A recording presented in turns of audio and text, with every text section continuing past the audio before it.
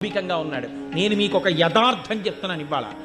ఒక్కొక్కసారి ఏ దీక్ష లేకుండా అయ్యప్ప స్వామి గుడికి వెళ్ళినటువంటి కొంతమందికి అసలు జీవితంలో అయ్యప్ప దీక్ష తీసుకొని వాళ్ళు కొంతమంది ఆ గుడికి వెడితే 50 సార్లు దీక్ష తీసుకున్న వాళ్ళకన్నా కూడా అద్భుతమైన రీతిలో అయ్యప్పని సేవించుకునే అదృష్టాన్ని ఆయన ఇచ్చిన సందర్భాలు ఎన్నో ఉన్నాయి.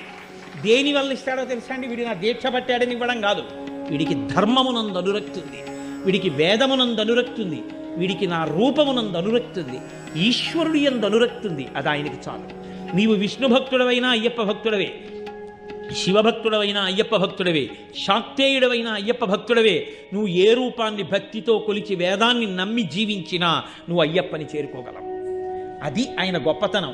శివకేశవుల యొక్క అభేదమైనటువంటి రూపం, అంతటి గొప్ప స్వరూపం, సమస్త దేవతా సమాహారము.